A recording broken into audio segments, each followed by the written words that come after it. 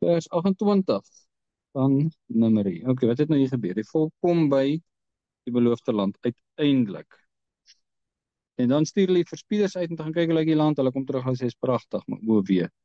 Volke wat daar is te groot vir ons God is te klein.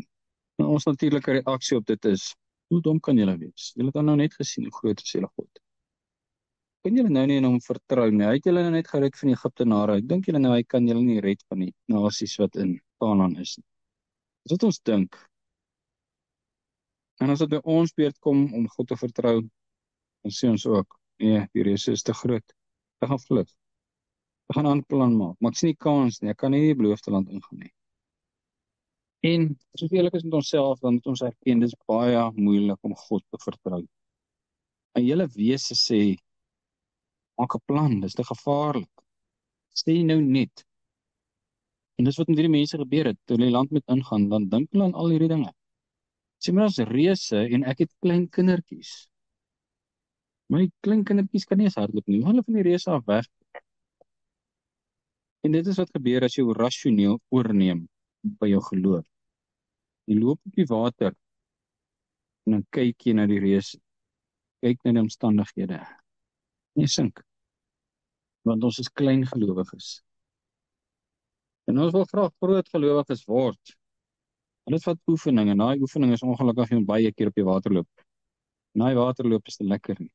Daai in die beloofde land ingaan en hierdie onsekerheid is nie lekker nie. Om môre in te gaan in onsekerheid is nie lekker nie. En ek moet my vertroue op iemand anders stel. Ek sê nou net, ons het verspieders wat vir ons nuus bring, ons self verwerk daai nuus na slegte nuus.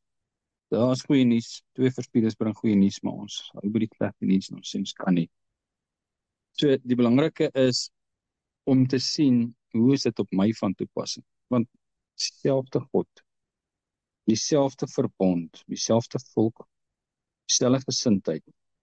Ek is jou redder.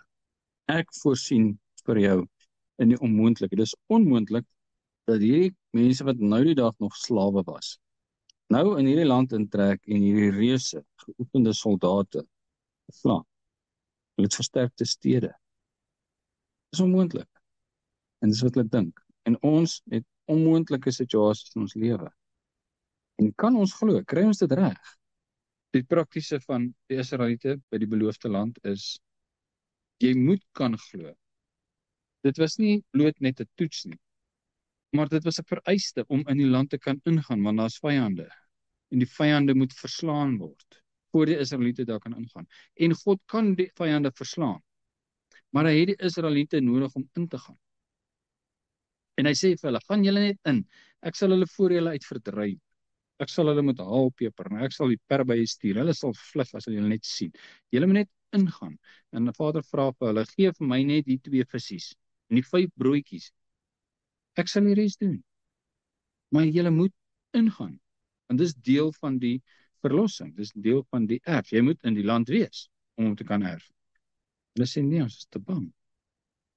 Ons het nie 2 visies nie. En in ons situasie, wat dit ook al mag wees, sê Vader, gee my net jou geloof, en ek maak daarvan iets groots.